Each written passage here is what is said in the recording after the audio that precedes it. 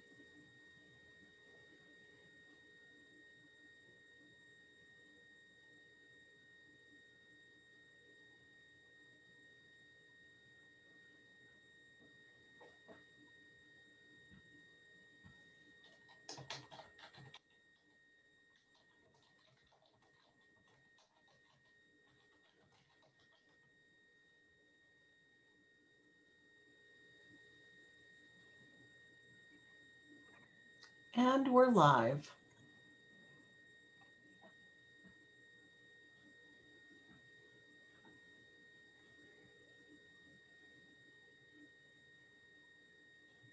Good afternoon, friends. My name is Gail Walker, and I am the Executive Director of IFCO Pastors for Peace and a co-chair with the National Network on Cuba. It is my distinct pleasure, along with conference organizer and Cuba Solidarity activist Ike Nahim, to welcome you all to this historic International Cuba Solidarity Conference. The conference organizers want to start out first by giving a robust shout out to our brother Cesar Sanchez, who has been ill. We all want to thank him and recognize him for being so instrumental in helping to pull together this weekend conference and wish him a speedy recovery. Coming out of last night's inspiring concert, courtesy of our friends at Hot House, we're happy to kick off this weekend-long conference, which has been in the making for many months. Ike will share more about the work leading up to the conference in a moment.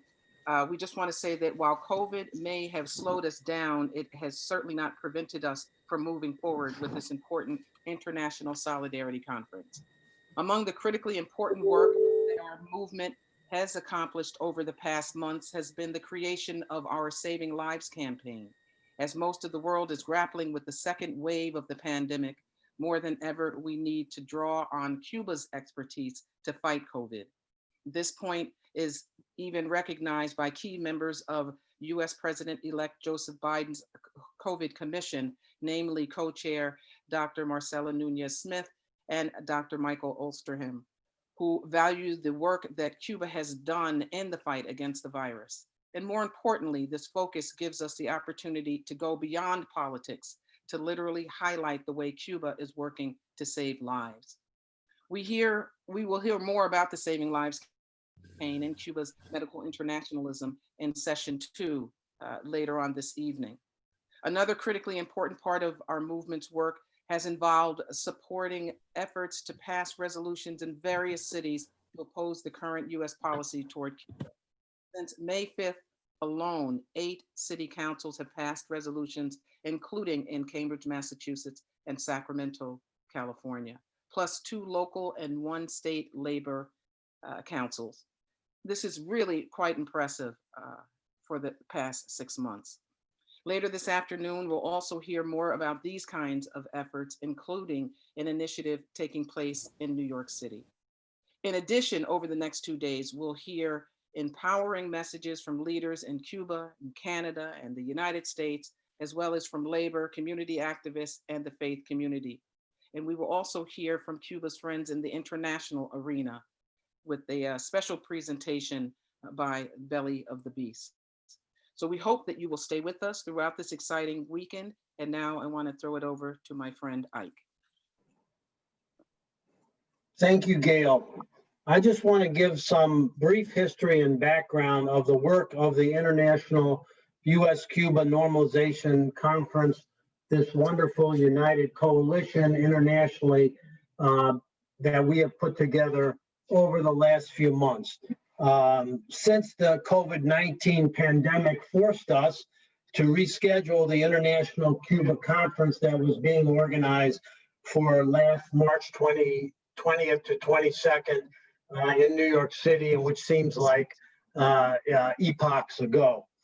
But since then, we have transitioned very productively into these crisis conditions and have actually expanded our outreach and political impact of our work. We have had 12 successful webinars, which has brought to our movement thousands of new contacts. We have expanded our outreach. We have some 3,000 distinct new emails of people that have reached out to us. We've been able to link people and channel people into the anti-blockade coalitions and Cuba solidarity groups in their area. Please, everybody, in the course of this weekend and this great program that we have, go to our excellent website, which hopefully somebody will put in the chat. It's www.us-cubanormalization.org, which has a lot of information about all the work that we've been doing. You can also view past webinars and, as I said, connect with the groups in your area. Our aim is to come out of this conference and hit the ground running in 2021. Our perspective is to make 2021 the year of decisive blows against the blockade. And that is our perspective. We know over the last few years, the measures that have been done against Cuba, the aggressive accumulation of measures under the Trump administration. We know that these things can be reversed by executive order the same way they were placed by executive order. And our speakers at today's session will go into more detail on this. But again, welcome everybody. Now we want to introduce our co-chairs, which is Brother Isaac Saney and Sister Cheryl Labosch. So I'm going to start with Isaac. Isaac is an old friend, is director of the Transition Year Program at Dalhousie University in Halifax, Nova Scotia. He's the author of the acclaimed book, Cuba, A Revolution in Motion. And Isaac is co-chair and national spokesperson for the Canadian Network on Cuba. And Gail will introduce Cheryl. Thank you, everybody. Thank you, Ike. Now, without further ado, it's my pleasure to introduce our second co-chair, Cheryl Labosch. Among her many skills, Cheryl is a longtime Cuba solidarity activist and a co-chair of the National Network on Cuba. We are fortunate to have her and Isaac help to lead us through this afternoon's session. Over to the co-chairs. Well, welcome everyone. We're very eager to get into this discussion because we're in a time of change, not only in the electoral sense, but also in the social sense and global sense. And I'm very happy to have Isaac Saney as a co-chair and welcome everybody today.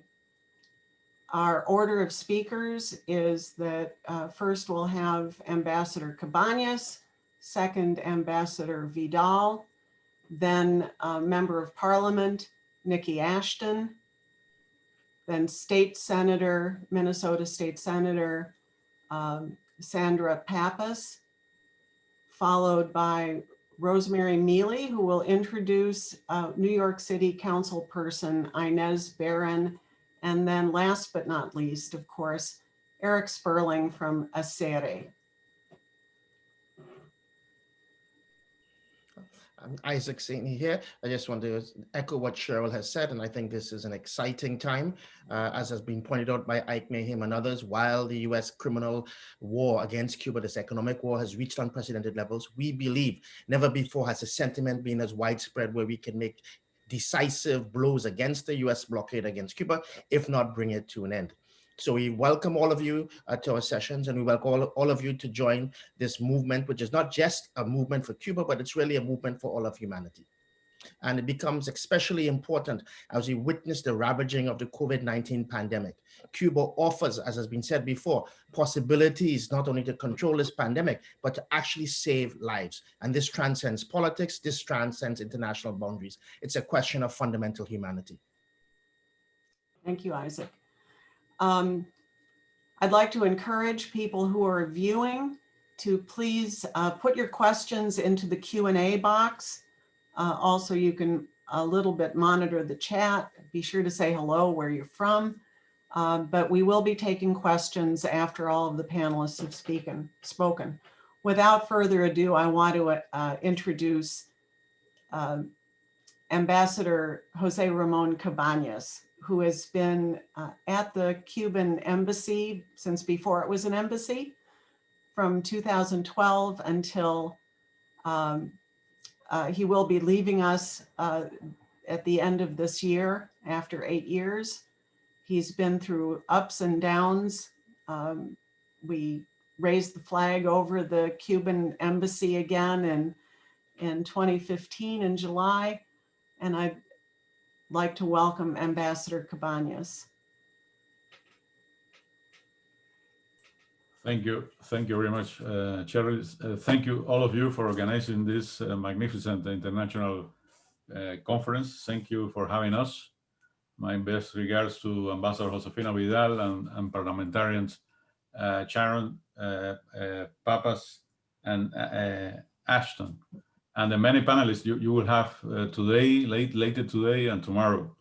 By the way, yesterday you had a great concert. Many people in United States, Canada, and Cuba, and other countries that had the chance to connect to each other and enjoy our culture. We understand the many efforts you have behind organizing something like this. You have people that will be participating from Havana. You have technical issues, but the common will among ourselves is simply to continue the fight against the blockade. And this conference is very useful to I would say, to educate and to share knowledge about what the blockade is all about, its impact not only in Cuba, its impact in the United States, in its impact on third countries all over the world. At this moment, simply to start, probably is a good idea to say that this blockade is the largest and the more comprehensive economic war, and not only on economic terms against any country. And its main purpose is basically to overthrow the Cuban revolution. We can talk these days about arguments, why it was established, the coherence, the many pieces. It's a Frankenstein. It's legislation, norms, sanctions, executive decisions. But talking about arguments, we always like to quote from what we call a Mallory Memorandum. Lester Mallory was a bureaucrat at the State Department back in the year 1960. And he basically wrote a memo saying, in essence, that the Cuban Revolution has a large support among the Cuban population, that there was basically no opposition domestically speaking in Cuba, and to overthrow the Cuban Revolution, the United States need to surrender the Cuban people by hunger and imposing economic pressure on the country. That's well before the presidential proclamation by President Kennedy imposing the embargo on Cuba, 2 years before that. And if we read from that proclamation, 3447, the main arguments to impose the embargo on Cuba is about relationship between Cuba and the Popular Republic of China, and then the former Soviet Union. The Soviet Union is not there anymore, and China is the largest economic partner or trade partner with the United States. And since that moment on, we have been through a series of arguments to keep in place this policy, which is a state policy. Sometimes people relate the blockade against Cuba with one particular president. The matter of fact is that we have had 12 presidents that have been living with this subject and enforcing, many of them enforcing the blockade.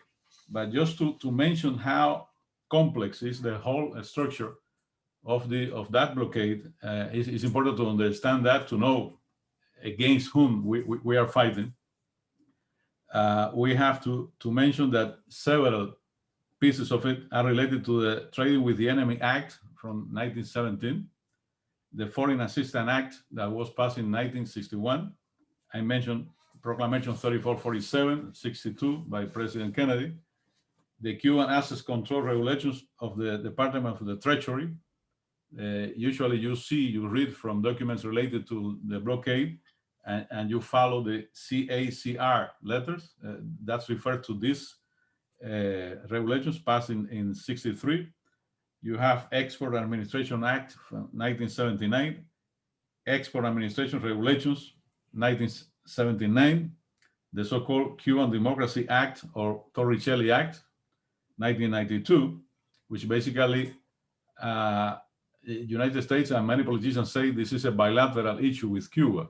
Well, if you read Torricelli bill, it's quite clear that the way the blockade is trying to implement on third countries, because the Torricelli bill pretended to limit those relations from American companies in third countries with Cuba. You have then in 1996 the so-called Helms-Burton Act, or Cuban Liberty and Democratic Solidarity Act, which is a bad joke, that name, which is probably the more comprehensive piece of legislation when you integrated all elements in regards to the embargo. But still you have Section 211 of the Emergency Supplemental Appropriations Act of 1999, and that section is something unique. I mean, that section is in order not to recognize Cuban brand names and in United States. That subject was never discussed in Congress. You cannot find any piece of information in any record about debating that amendment. That amendment was added in high writing by a Cuban American lawyer at the time, but without any debate in Congress. And it is part of the embargo as well. And finally, the Trade Sanctions Reform and Export Enhancement Act, the year 2000, with new regulations about blockade. It has been there for 60 years. We have to say that several senators and representatives in the American Congress, they have been trying to change the whole thing, or at least some part of that. So far, they haven't been successful.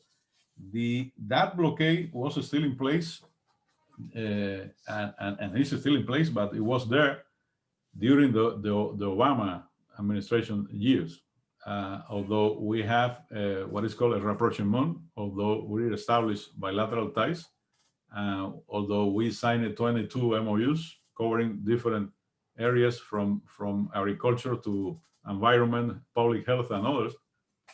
But the blockade, which is the core subject in the United States state policy against Cuba, was there, and it was implemented during the Obama administration.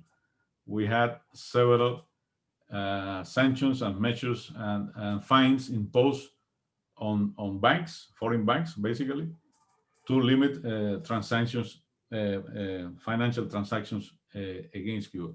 It's important to remember that even at the probably the more positive moment we have had on bilateral relations in the last several years, the blockade was there and was enforced and implemented. From time to time, you hear people in the United States that say, the agreements between Cuba and the United States at the time were one-sided. Well, they should elaborate on that, because if they weren't one-sided in one way or the other, they were because the embargo was still there and was a burden on the possibility of expanding further bilateral cooperation, in many fields. Now, what have happened during the last 4 years under Trump rule? Well, we have had roughly 235 new decisions, new actions implemented against Cuba in a variety of sectors, again, on financial transactions, but it's a policy, that has been more addressed to, again, to surrender the Cuban people by economic pressure, limiting from the supply of oil to Cuba to other commodities. We have to say that the blockade is something that impacts every single sector in Cuban life, from education to public health to agriculture to trade, every sector, in the cultural sector. I mean, if you convene artists and you ask them how the blockade impacts, it impacts every part of Cuban life. And as I said before, it also limits possibilities for people in the United States. They don't benefit from Cuban services and products. There is a large demand, just to mention an example, to export agricultural commodities in the United States. Cuba is a natural market. You have seen how travel expanded quite easily during those years. Roughly 5.5 million Americans and Cuban Americans visited Cuba since 2015, basically up to early 2019. And I don't need to mention the family connections. There is a large community of Cuban Americans in the United States that has been, that they have also suffered the impact of these regulations. The way they were implemented under Trump, only during the last 2 years, 121 decisions were implemented to limit travel, to limit remittances, and other kind of exchange. The impact of the blockade is all over. The other day, we were referring the support we received from the Solidarity Movement in the Elian Gonzalez campaign to free the Cuban Five, when the Solidarity Movement made it impossible to return the Cuban Five to Havana. And during those campaigns, we had many arguments. Why do we need to do that? Because it was fair. They should be back. They were fighting terrorism. But at the end, we have an argument that everyone could understand, which is it's too much. I mean, it's enough. 16 years is too much to condemn these people. Well, I would say 60 years of blockade is too much. If some people don't understand the technicalities of the blockade, if some people haven't read this year's Cuban report that to United Nations to support a resolution that was presented a few days ago by our minister, Bruno Rodriguez Parrilla, if people are not sensible with details, and many people are, by the way, a good argument is too much. 60 years of a failed policy, of a fiasco, is a moment to try something else. And in that regard, it's important to remember that under the Obama administration, we were able to engage in discussions. By the way, Ambassador Vidal was the head of our delegation for those negotiations, and we engaged in many subjects. We delivered. There were important outcomes for both countries. The American people understood, and the American people, I can tell you frankly, understand by a large majority the advantage of having a normal relationship with Cuba, the same way we have with Canada, UK, Spain, France, other countries all over the world. Now, after, and probably you will have questions or comments in this regard, after the outcome of the last elections in the United States, there is a new hope among Americans in terms of that a new kind of relationship can be built with Cuba. You have heard the statement from our president in that regard. We feel that the American people has the sense that there is an opportunity for change. And we have to say that we remain open to any kind of talks, conversations, if we respect the principles of mutual respect and reciprocity. Those are the two keys for any future relationship between Cuba and United States with the upcoming president or with any other administration into the future. We have heard public statements from the candidates. We have heard statements from other people that probably could be related to the new government, but Cuba doesn't tailor a policy because someone was elected. We don't tailor policies addressed to specific people. Are the principles of our policy, foreign policy, are consistent, and we understand that we have and we will have differences with the United States. We listed them, by the way, in the year 2015 and 2016. But we do believe that we need, for the benefit of our population and for the benefit of the world and region, we have to find common grounds on several subjects.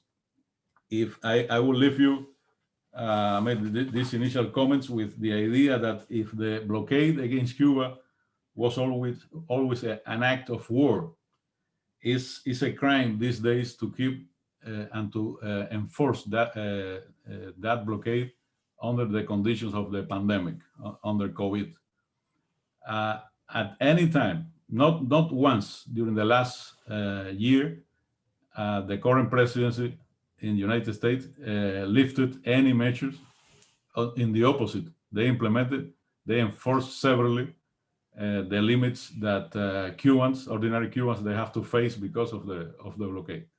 Anyone supporting the blockade these days is as criminal as the essence of the blockade, and hopefully COVID and the common cause to fight COVID in the United States, in this region, this hemisphere, would be an opportunity for all our countries to cooperate and to find not only a cure, but to find a better future for our people. I will leave it here. Thank you for your attention, and of course, more than open to react and to respond to your questions. Thank you very much. Thank you for those that very cogent, comprehensive, and succinct summary of where Cuba-US relations are, Ambassador Cabañas. From the question and answers, questions coming in and the comments in the chat, it's clear that there are going to be a lot of questions to both you and Ambassador Vidal about Cuba-US relations. And I think that's very much on people's minds. Before we introduce Ambassador Vidal, I want to say I've been looking at the chat and I'm deeply impressed by the length and breadth that's represented from across Canada and the United States in terms of people participating in this conference. I noticed that there's someone who's identified themselves as from Carmichael, California, very close to Sacramento, which passed a historic resolution calling for medical and collaboration and cooperation with Cuba in the fight against COVID-19 pandemic. We have the Savings Lives campaign coming late as a second session today, so I encourage people to participate in that.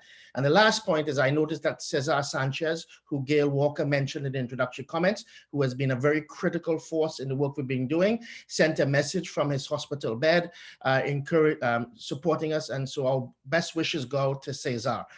Thank you, Cesar. And it looks like you're on the mend, and so that does our heart, warms our heart. Our next speaker is Ambassador Vidal, who is the Cuba's ambassador to Canada. But before being appointed ambassador to Canada, Ambassador Vidal, has performed a number of different functions and positions in the Cuban Foreign Ministry. For example, she headed the North American division at the Cuban Foreign Ministry. And as Ambassador Cabañas pointed out, she played a crucial role in negotiations between Havana and Washington, which played a central role in the reestablishment of diplomatic relations between Cuba and the United States under then President Raul Castro and his counterpart at that time, Barack Obama. She now is the ambassador to Canada and has played a very, very important role in strengthening Canada-Cuba relations and in building the solidarity between the Canadian people and the Cuban people. So Ambassador Vidal, without any further ado, you have the floor. Thank you. Thank you, Isaac. Good afternoon, dear friends. It's a great privilege and pleasure for me to participate at this important two-day conference on the United States blockade against Cuba with such outstanding panelists. MP Nikki Ashton, it's always a pleasure to see you. Senator Sandra Papas, I am pleased to share this time with you. And it's a real pleasure to meet Inez and Eric. I am looking forward to hearing from you too. And my dear friend and colleague, Jose Cabañas. Hello. Thank you all for joining us today, and especially to the National Network on Cuba, the Canadian Network on Cuba, and La Table de Concertación et de Solidarité Québec-Cuba for putting together a very timely event. Today, I will focus my presentation maybe to complete the picture that Ambassador Cabañas already presented to us on the effects of the US blockade on Cuba's external economic relations. Many of you surely know that in their defense of this policy, different US governments have argued that the blockade is a bilateral matter that only concerns the US in its relationship with Cuba, and that the international community does not have any right to take a position on it.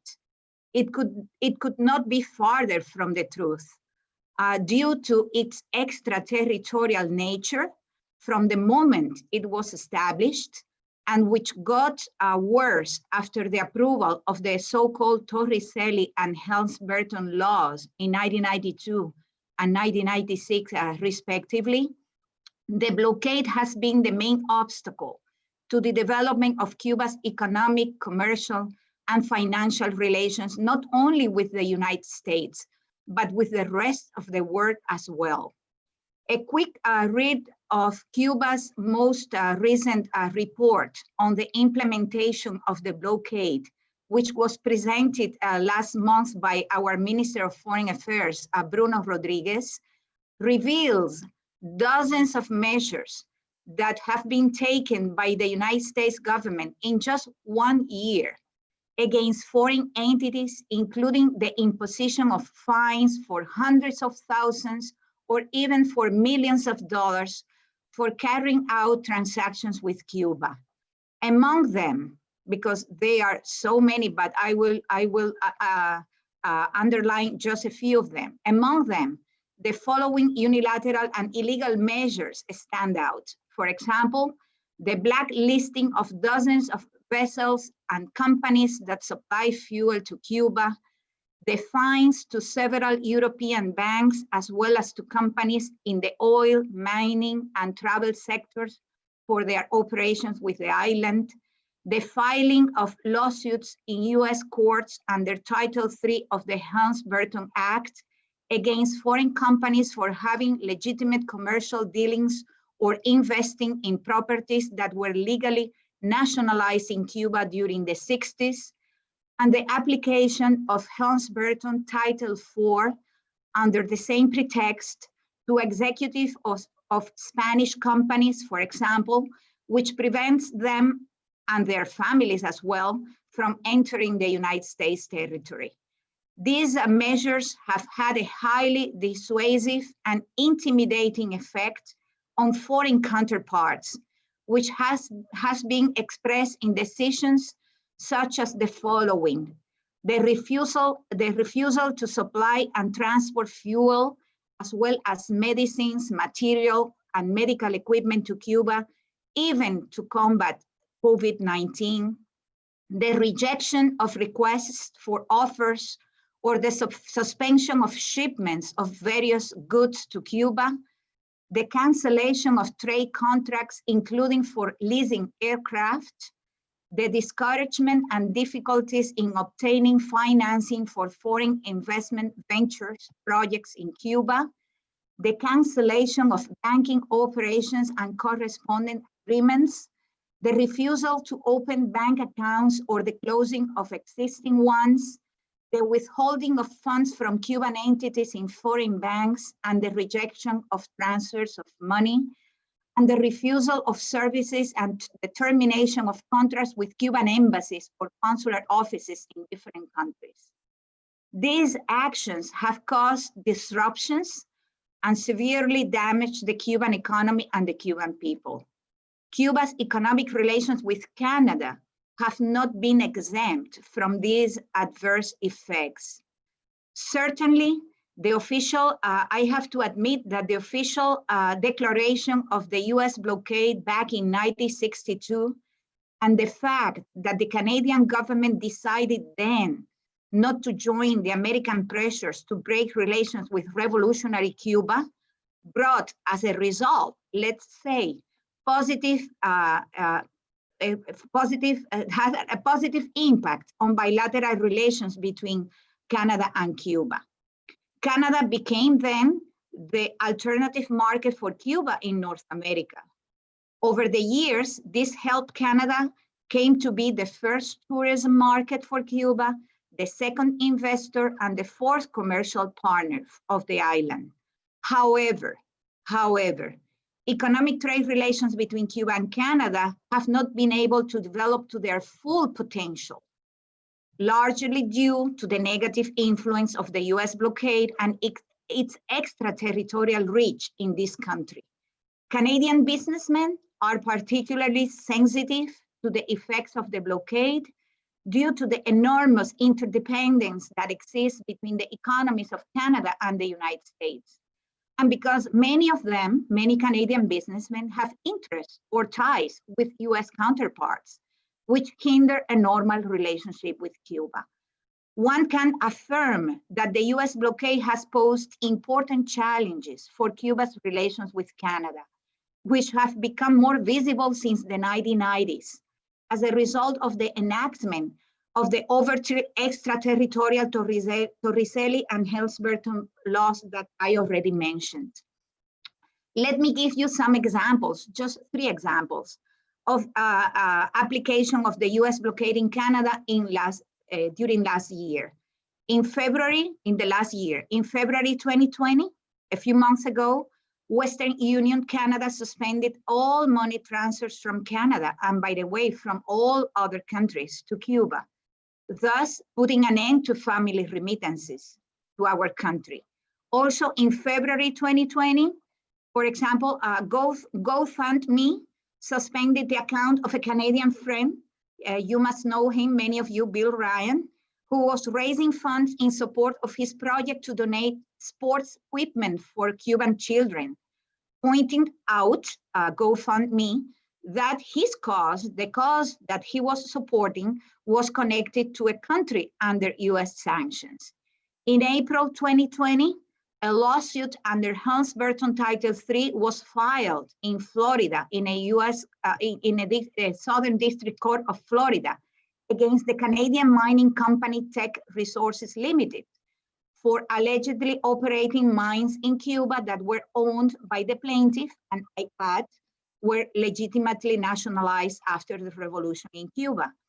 And in July 2020, a few months ago, Global Payments Canada terminated the agreement to provide point-of-sale services to our embassy and to the consulate generals in Montreal and Toronto, arguing that being a subsidiary of a US company prevented them from continuing the contract. Unfortunately, these manifestations of the US blockade continue to occur in Canada, despite the existence of antidote legislations that stipulate that no Canadian corporation shall comply with any extraterritorial measure in respect of trade or commerce between Canada and Cuba. Likewise, Title III of Helms-Burton Act, which was activated by the Trump administration a year and a half ago to hamper Cuba's capacity to attract a direct foreign investment to support its development, continues to be a threat to Canadian companies, which might be sued in US courts for legitimately investing, trading, or maintaining financial relations with Cuba. Let me point out, this is very important, that Canada has traditionally voted at the UN General Assembly in favor of Cuba's resolution against the blockade, for which the Cuban government and people are very grateful. In the last few years, Canada has also responded to the UN Secretary General request to member states to report on the implementation of Cuba's resolution on the US blockade. And I note that in the last two responses, the Canadian government have made a substantial statement saying that Canada considers the extraterritorial application of unilateral Cuba-related measures to be contrary to international law, and that the embargo has a negative impact on the living conditions of the Cuban people, as well as on Canadian conducting legitimate trade and investment in Cuba. As the majority of you already know, in May 2021, Cuba will present again to the United Nations General Assembly its resolution on the necessity to put an end to the US blockade. And we are confident that, as has been the case in the last almost 3 decades, it will once again receive the overwhelming support of the international community, including that of the Government of Canada. Because the blockade is not only the main obstacle to the development of the Cuban economy in all its potential, and to the satisfaction of the growing needs of the Cuban people, as well as a serious and systematic violation of the human rights of all Cubans. The blockade is also a flagrant transgression of international law and a violation of the sovereignty of all states. I take this opportunity before finishing my statement to thank solidarity groups, associations of Cuban residents in Canada, as well as business organizations and individual companies for firmly supporting Cuba and its people in its fight against the US blockade. In particular, I wish to thank Friends of Cuba in Canada for their monthly pickets against the US blockade and for their support for the petition that was presented last month before the House of Commons by the Bloc Québécois MP Stéphane Bergeron, which asks the Canadian government to demand that the United States lift the blockade against Cuba. This initiative, started by friends from Quebec, was later welcomed by others in Canada, including the Canadian Network on Cuba and Cuban compatriots who live in this country.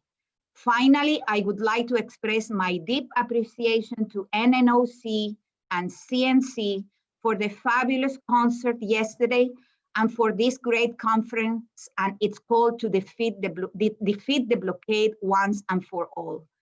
Thank you very much for your trust, for your invaluable solidarity, and for believing like us that a better world is possible and that we can and must continue fighting until we achieve it.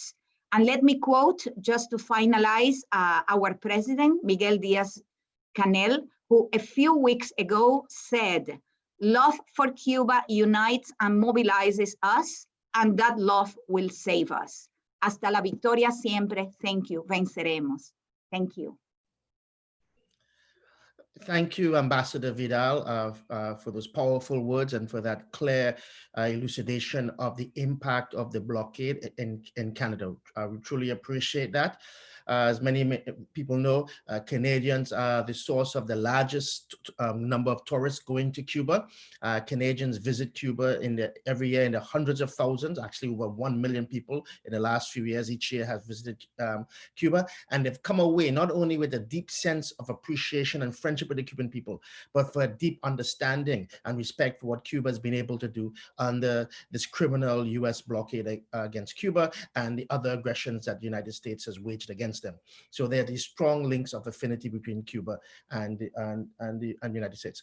As I said before in my previous comments, when Ambassador Cabañas had finished his very cogent presentation, looking at the questions and that are coming in and the chat, both you, Ambassador Vidal and Ambassador Cabañas, will be very busy in the question and answer period.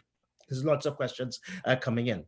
Our next speaker, who probably needs no introduction to people in the Canada-Cuba Solidarity Movement now, is Nikki Ashton, who is a member of Parliament for the Federal Electoral District of Churchill, Kawanatinook, Aske in Manitoba, Canada. Manitoba is one of the provinces in Western Canada. She's a member of the New Democratic Party, and she's been extremely active in terms of Canada-Cuba Solidarity, has appeared on many of our of our webinars. She's been an elected member of the Canadian House of Commons, the Canadian Parliament since 2008. And she has studied global political economy, international affairs, and she's actually taught on those areas at university levels. And her focus has been on creating a more just society in which people not only have good paying jobs, but also have dignity. So it is with my great pleasure that I surrender the floor to Nikki Ashton. Thank you so much, Isaac. And it's my honor to join with you for this webinar. Ambassador Vidal, Ambassador Cabañas, Senator Pappas, and the other esteemed speakers. And a big hello to everybody joining us from across Canada and the United States. I am joining you from my home in Thompson, Manitoba, in northern Canada, which is located on the traditional territory of the Nisichawasi Cree Nation, Treaty 5 territory. Quiero saludarles en estos tiempos difíciles y quisiera compartirles nuestra solidaridad con Cuba. Gracias a todos aquellos aquí en Canadá y los Estados Unidos por su apoyo y solidaridad. My message to you today is that this is a critical time. With the new administration coming in the United States, this is the time to be looking to progressive activists such as yourselves to put normalization of relations and an end to the blockade back on the agenda. We should be looking at cooperation with Cuba on numerous fronts, but perhaps especially when it comes to health issues, and particularly COVID-19.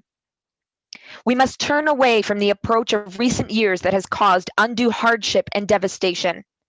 We must see an end to the devastating and deadly blockade now.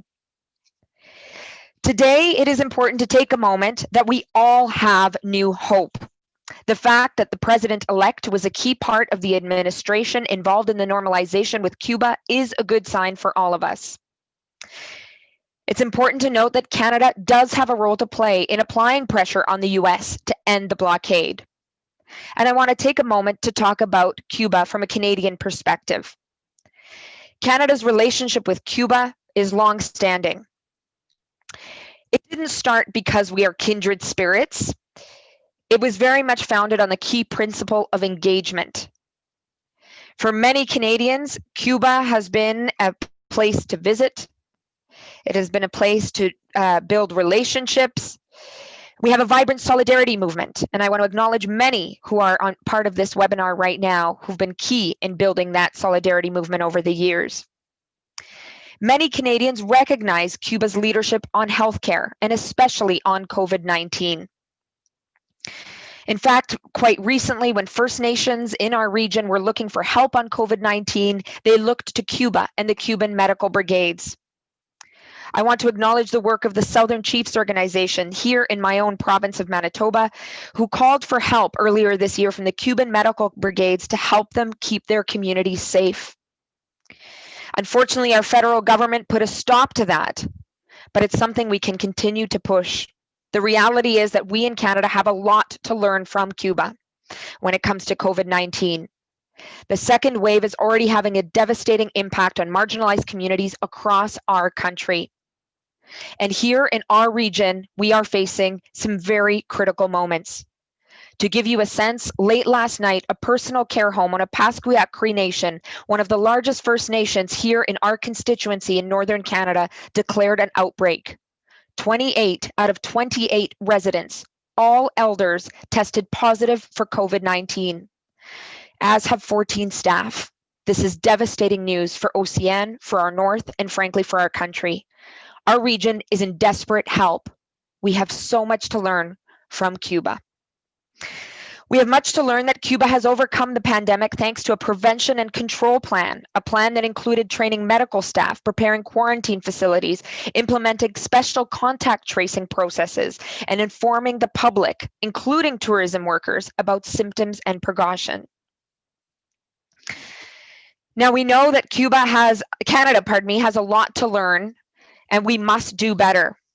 And while we have been good on many fronts with respect to Cuba, we have been reactionary and complicit in US actions vis-a-vis Venezuela, Bolivia, and elsewhere in Latin America in recent years. We must ensure that our country establishes clear foreign policy, whether it's in terms of Cuba and other countries in Latin America, and it must be foreign policy founded on respect for human rights and self-determination. We must challenge the US's repeat attempts to try to return Cuba to the days where it was an American colony. We must be clear that the blockade and that sanctions kill. For me, this hits home. My brother, a number of years ago, was welcomed by a family in Cuba, in Santiago de Cuba, as part of an exchange with Canadian students. He had an incredibly warm welcome and a very, very good visit. But when he came back, we were all saddened by the fact that his host mother in Santiago de Cuba had died from diabetes because as a result of the blockade, it was difficult to access insulin. Unacceptable. We recognize that the lack of access to internationally available medication is a crime, as many have said. And we must clearly say no to imperialism, the politics of imperialism waged by our countries, whether it's Canada or the US. So my message to you today, as activists, as leaders, is to keep up your incredible work, to keep up your activism. This is a time where public pressure is critical, to put normalization on the agenda. It is time to end the inhumane blockade. It is time to learn from Cuba and how it's kept its people safe and how it's worked to keep people safe around the world. It is time to move ahead in the spirit of solidarity. Quiero decir también hola a todos aquellas y aquellos en Cuba que nos están viendo a través de esta red. Estamos con ustedes. Hasta la victoria siempre. Viva Cuba. Muchísimas gracias. Thank you very much.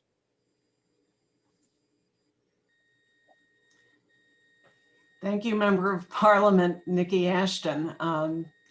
Your comments on an earlier webinar about Canada offering body bags for the Indigenous, the First Nations in Canada, was echoed in the Diné Navajo people who voted overwhelmingly to oust the current president because they too, when they asked for PPE, were given body bags. This is an educational conference, but it's more than that. It's also, as Member of Parliament Ashton said, it is essential to organize action. And part of that action is in elected officials, and part of that action is in many other areas to mobilize the people who are friends of Cuba. I would like to now introduce another elected official, Senator Sandra Pappas from Minnesota, which is a real center of engagement and solidarity with Cuba. Senator Pappas has been a Minnesota state senator since 1991. She was Senate president from 2013 to 2016. She has shown special concerns for women's, labor, immigrants, and children's issues. Currently is the minority lead on Capital Investments Committee. She has organized and led 3 trips to Cuba for elected officials and government leaders in 2000, 2002, and 2003, introduced a bill in the Minnesota State Senate in 2008 to end the US trade, financial, and travel restrictions with Cuba, and in the Minnesota State Senate in 2020, urging medical and scientific collaboration regarding the COVID-19 pandemic between the US and Cuba. Senator Sandra Pappas, please, you have the floor. Thank you very much. Thank you for that introduction, Cheryl, and greetings to my fellow panelists, the ambassadors. I'm very pleased to join you all on the efforts to end this blockade and not restore, but to have normal relations, political and economic relations between the US and Cuba. I especially wanted to shout out to MP Nikki Ashton, who I know through another organization, the World Hellenic Interparliamentary Association, which is for parliamentarians of Greek heritage. And Nikki, I hope to see you in Athens after COVID for our General Assembly. And maybe we should also go to Cuba together. That would also be fun to do. Yay. We have certainly tried over the years as a solidarity movement and in friendship with the Cuban people to educate our colleagues, our neighbors, our friends, our constituents in the US and in Canada through many people-to-people trips. I led 3, as Cheryl mentioned. These were professional visits. I brought elected and appointed government leaders on my visits. These visits, plus many humanitarian visits, have, as I said, been an attempt to educate US citizens about Cuba and the Cuba people as being normal people, just like us. In fact, I found the Cubans to have a great affinity for the US and our culture. Friends of mine in recent years have organized baseball trips to Cuba. Others have attended the annual jazz festivals and other arts exchanges. Post-COVID, these need to continue. And as I mentioned, I need to return. It's been too many years. We've been doing that for decades. Another method toward normalization was asking our governors and our various commissioners, like our agriculture commissioners, to visit Cuba. At the time of my trips, I persuaded my governor to do so at the time, Governor Jesse Ventura. Some of you may have heard of him. Stories about that visit, however, for another time, maybe at the bar over a glass of wine. A third method that also was alluded to is the introduction of resolutions at the city and the state levels. In the past, I've introduced 2 resolutions. One in 2008 was specifically to ask Congress to end the blockade. I really hope that that would happen during the Obama administration. Certainly progress was made and our ambassadors know more about that progress than I do, but the blockade continued. The second resolution I did more recently last May, and then followed that with a direct letter to the governor of Minnesota in August, was to encourage the state of Minnesota, especially the Minnesota Department of Health, to investigate the potential for collaboration with Cuba to obtain crucial assistance and expertise from Minnesota residents in the midst of the pandemic, because we know that expertise certainly exists there. While there have been many smaller collaborations and many MOUs, an example was the US Department of Health and Human Services signed a memorandum of understanding with the Ministry of Health in the Republic of Cuba, recognizing the importance of international cooperation on health, considering the previous cooperation confronting the Ebola virus, and to expand scientific cooperation to confront epidemics like the Zika virus and others. We have that in place. It was signed in June of 2016, which was the last year of the Obama administration. And we know that the Trump administration not only didn't continue those memorandums of understanding with government agencies, but imposed additional sanctions. So after I submitted those resolutions and that letter, the response I received from the Department of Health is that they don't have the research capacity to look at the efficacy of Cuba's work, but they suggested that the University of Minnesota would be the appropriate entity to engage in collaboration.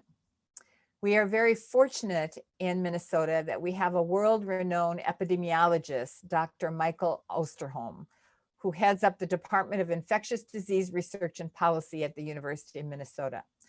Dr. Osterholm has recently been appointed to President-elect Joe Biden's task force on the coronavirus. He is familiar with Cuba's work and has signed letters in the past in support of collaboration with Cuba. So I've contacted him to encourage him to bring a proposal of collaboration to the task force. I've not yet received a response, but he was just appointed to the task force this past week.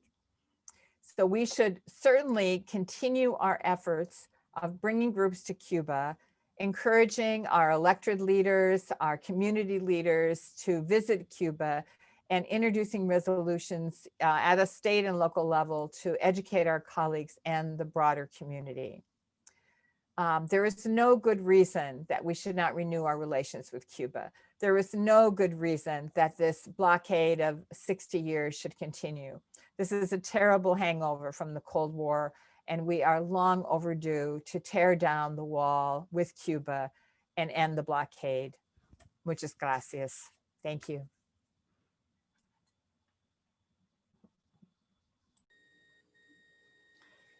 Thank you so much, Senator Pappas. Next, I want to introduce one of the grassroots activists who is pushing for the resolutions to end the blockade. She's here as a representative not only of New York, the struggle in New York City, but also the struggle all across the country to say Cuba is important. It's important to all of us, not just in terms of travel, but what we can learn from Cuba in our day-to-day struggles. So I'm introducing now Rosemary Mealy. Rosemary? Thank you, Cheryl.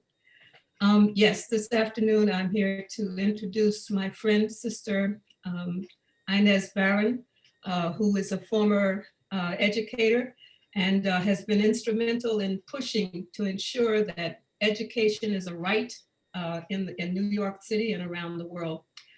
Back a year ago, we approached the councilwoman and asked her if she would be willing to support a resolution to support ending the blockade of Cuba. And as an activist, she graciously did so and was able also to encourage several other members of the council to align and to support the resolution. And thus, last October, the resolution was presented before the council, and there were hearings, and she lived up to her commitment. So this afternoon, I'm really honored, and thank you so very much for allowing me this opportunity to introduce my sister, my friend, my comrade, sister Inez Barron. And I'd just like to note, and also that she's healthy as a survival of COVID herself. Inez. Thank you so much. It's a privilege and an honor to be a part of this very distinguished panel, the ambassadors and other colleagues in government from Canada and other parts of the United States. And I'm so thankful to have been asked to participate in this panel, in this gathering. As you look at the chat room and you see the comments from people across the world, we know that this is an issue that has gained more momentum as we move forward, particularly in this time of people being in the streets and the activism that's calling into question so much of what this particular country has done that is inhumane and immoral. And certainly continuing this blockade is a part of that spectrum of things that this country has done that should in fact be acknowledged and corrected. So when my sister Rosemary Mealy and Joan Gibbs came and asked me about being the sponsor, I was pleased and honored to say yes. I also want to acknowledge that this resolution has been introduced in conjunction with two of my other colleagues, Councilmember Idanis Rodriguez and Councilmember James Van Bramer, who is the chair of the New York City Committee on Cultural Affairs, Libraries, and International Intergroup Relations. So the bill has been introduced, the resolution, in fact, has been introduced as of a year ago. And we are in the process of gathering support from our other colleagues. We are continuing to move along to get more and more members to acknowledge that this is an issue that must be corrected. And as has already been said, there are other municipalities that have in fact passed resolutions. So in this regard, New York City will not be the first. It'll be perhaps the 8th or the 9th municipality to move towards having a resolution calling on the president to end the embargo and to lift the ban on travel. So I want to just make a few comments. We know that the Cleveland resolution passed unanimously, and it called for the end of the 60-year-old economic, commercial, and financial embargo on Cuba, and in fact urges new negotiations with the Cuban government to build ongoing relation. And the ambassadors both talked about the negative impact of an embargo. And we understand very clearly that it denies the residents of Cuba access to, yes, some American goods, which we know are manufactured at a higher standard than other countries, and in fact would be more beneficial to them and would give them the option of deciding where they want to purchase their goods from. And it increased the cost of purchasing, which diverts money from the economy to that could otherwise go into the infrastructure of developing the country. And of course, from our side as well, there are many agricultural farmers and industries that could benefit from also being able to share their products with our neighbor just to the south of us. And particularly in terms of Cuba's leadership in the health field, we know that it's all free, it's universal, and that people in fact get the benefit of that. And we as a country can benefit from what Cuba has done in terms of addressing the issue of COVID-19. And we also understand that there's a racial element in this as well, as underlies so much of what goes on in the United States, in that the population in the United States most severely impacted in our country is the Black and the brown community. So here's an opportunity to benefit from what Cuba has developed in terms of experimental or defined vaccines that have been proven beneficial in other kinds of pandemics and other health crises that have been proven to be effective, but yet we don't have that opportunity to lift them, to share them here in the United States. We know that Cuba has a history of having its health professionals travel across the world to offer their assistance to other countries when they have faced these kinds of crises. Over 3,700 Cuban nurses and doctors went to more than 39 countries to treat COVID-19 patients and to deal with the dengue flu and the Ebola crisis. And so there's a track record of what Cuba has done in that regard. I just want to briefly share what it is that the resolution that I've introduced calls for. Resolution calling on President to lift the Cuban embargo and end the Cuban travel ban by council members Inez Barron, Adonis Rodriguez, and James Van Bramer. Whereas on December 14th, the Obama administration announced its intention to normalize and restore diplomatic relations with the Cuban Castro regime, including expanding new regulations for travel and trade. And whereas on October 14, 2019, a presidential policy directive enshrined United States-Cuba normalization objectives, including 1, government-to-government interaction, 2, engagement and connectivity, 3, expanded commerce, 4, economic reform, 5, respect for universal human rights, fundamental freedoms, and democratic values, and 6, Cuban integration into international and regional systems, which until such time as further presidents reverse the directive.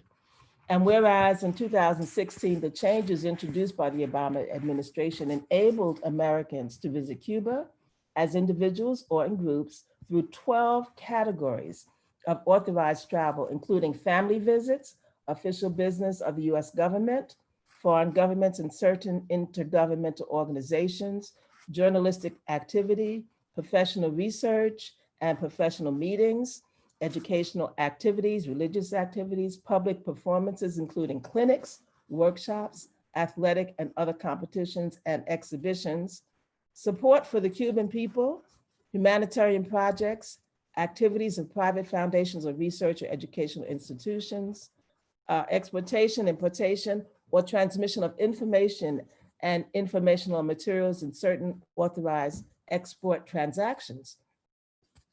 And whereas in June 2019, President Trump rescinded the Obama administration's recently enacted Cuban-American Cultural Trade and Travel Freedoms of 2016 by imposing restrictions on Americans traveling to Cuba that no longer permitted group educational or cultural visits known as people-to-people trips unless they were booked before June 5th. And whereas the new travel restrictions preclude major cruise ships, private yachts or fishing vessels, as well as major airlines from stopping in Cuba unless individuals can prove they are traveling under, quote, support of Cuban people category and can present proof of an itinerary with meetings and visits with local businesses, owners, and evidence of participation in local activities that include staying in a private home rather than a hotel.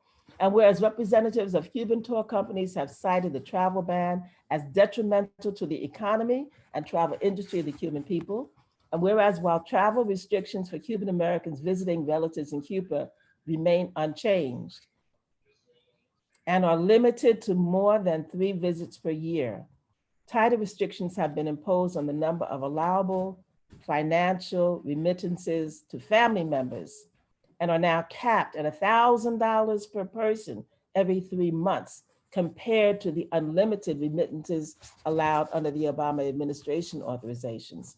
And whereas the United Nations General Assembly resolution found the Cuban embargo to inhibit collaboration between the two countries in a number of critical areas, including education, cultural exchanges, scientific research, environmental protections, and medical care, such as vaccines for meningitis B, hepatitis B, monoclonal antibodies for kidney transplants, and the only therapeutic vaccine in the world against advanced lung cancer, all of which will serve as a detriment to the people of the United States and the people of Canada.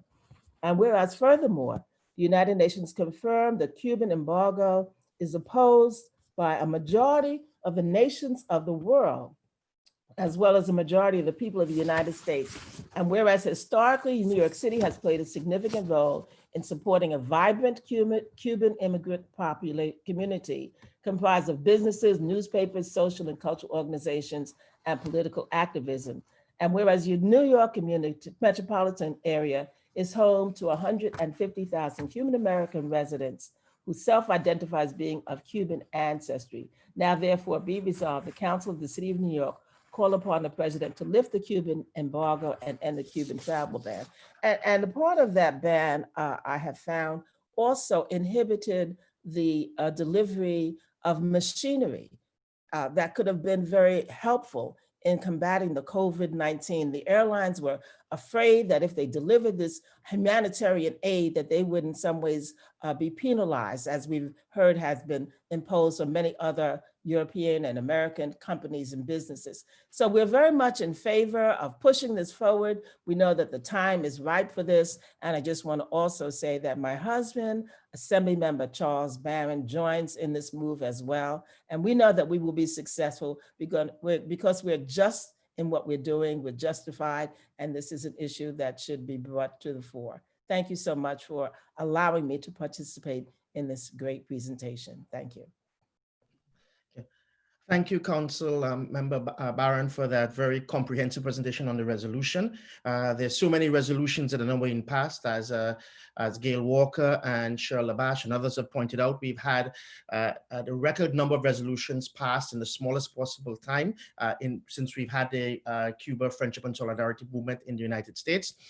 Santa Cruz, I've seen a note in the chat talking about their resolution being passed in Santa Cruz. Everybody's been focusing on the Sacramento. There's also pending initiatives in other places as well, and also at the state level. And I also want to point out that one of the key points, obviously, is the dimension of there are people who are most vulnerable to this, particularly people of African descent and people who are from the indigenous communities. This is an indication that COVID-19 is revealing the inequalities, inequities, and injustices that exist throughout Canadian and throughout United States society. And therefore, by actually having medical collaboration with Cuba, which has always valorized indigenous peoples and valorized particularly people of African descent, descent. At one point, Cuba said there's a humanity owes a debt to Africa, that this would only redound to challenging those inequities. That being said, there's a lot of response to the resolution. I've seen people there, and I will come into question and answer and deal with that. Thank you again, Council Member Barron. I truly appreciated it. Now we move on to the last person on our panel before we get to the question and answer. And that, last but not least, is Eric Sperlin, who we were talking before the conference began, before the session began of the conference, and realizing that our link goes back more than a decade.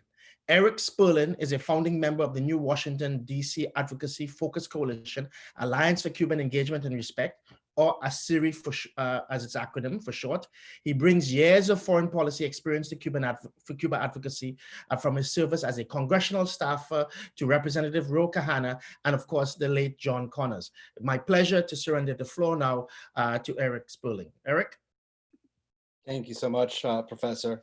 It's really an incredible honor to be here with this distinguished panel. I think this is a case where the last actually is the least with the panel this distinguished. So it's such an honor to be here. As was mentioned, I'm the executive director of an organization in DC called Just Foreign Policy. I'm a founding member of the new coalition, the Alliance for Cuba Engagement and Respect, which it goes by ASERE for short, which many of you know is a very well-known Cuban word. I'm going to try to be really brief so that there's plenty of time for questions for our distinguished panel. But as was mentioned, I did foreign policy for Dr. King's close friend, John Conyers, for many years, who was a champion supporter of Cuba, and then went to Ro Khanna's office, where I work on a range of things from Yemen to opposing coups in Brazil and Bolivia, promoting peace in Cuba, in Korea, and in other areas. But I think, there's been a really significant increase in Congress in terms of members that are interested in progressive and anti-interventionist foreign policy, and also a really substantial increase in the amount of number of staff members who have left-wing and anti-imperialist points of view. I think people would be really encouraged if you saw that. But I think in recent years, the Cuba policy has kind of slowed down in Congress. We've seen the Trump administration make these horrible advances, tightening the embargo on Cuba. And the response has not been particularly strong. I mean, there's been some pushback, but nowhere near the kind of attention that we really need on it. And so, we do have many champions in Congress. So whether it's Barbara Lee or Karen Bass, Bobby Rush, Jim McGovern, but they just haven't been perhaps feeling the pressure to really make a strong push on Cuba policy. So, that is why we formed ASERE to have an entity based in Washington, D.C. that can be continually looking for opportunities and helping organize helping to kind of direct all the incredible activism around the country towards targeting members of Congress and really pushing for action. I think what's unique about ASERE compared with the other existing DC Cuba policy organizations is that we don't just push for a normalization of relations, but we also insist on Cuba's sovereignty and respect for their own right to determine their own political and economic system. So that is a big difference. ASERE formed out of an experience where we led an amendment this year with former Black Panther Bobby Rush to remove Trump's caps on remittances that he had put in place last year. As you all know, as we've mentioned, Cuba's in a very difficult economic situation between the tightening of sanctions and the pandemic, the economic problems caused by the pandemic. But the situation's basically not known at all by barely discussed, if at all known, by members of Congress and staff. It's happening in silence without the awareness, even though, of course, US Congress is complicit in the suffering that is going on due to the embargo. So we introduced these amendments, and the goal was to draw attention to what's going on, make sure people are aware of their complicity in what's going on. But we actually thought with this very minor amendment to just lift the cap on remittances, that we could actually win a vote. And we thought we had a really good chance because even conservative Florida Democrats like Donna Shalala and Debbie McCarcel Powell have supported lifting these caps.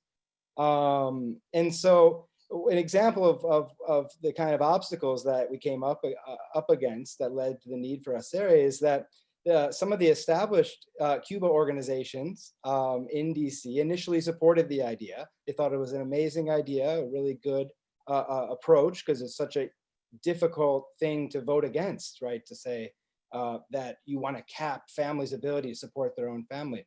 But then unfortunately, Democratic leadership reached out to these groups and said, no, we can't do this. This could potentially hurt our electoral chances in 1 or 2 congressional districts. So those groups, I'm not going to name names, but they called me. They said, we need you to tell Bobby Rush to withdraw these amendments. And I said, well, I can't tell him what to do, but we're not going to withdraw them. We're going to push. And instead of withdrawing, we actually formed a 100-organization coalition within a period of 2 days. It's incredible, the outpouring of support across the country. And we generated hundreds of calls to key members who would decide on this.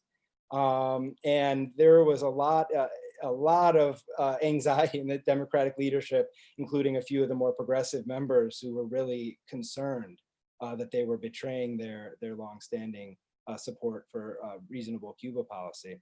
But ultimately, Democratic leadership was able to bring down the pressure on Bobby Rush, and he withdrew them for now with the strong commitment that that he would get action from them in the future. But this experience, and so we're working with Congressman Rush, and we have a number of potential upcoming actions related to that. But the overall experience showed that we really needed an independent group in Washington, D.C. that does not rely and is not basing their decisions on electoral concerns of the Democratic Party, and is able to mobilize and push the conversation forward.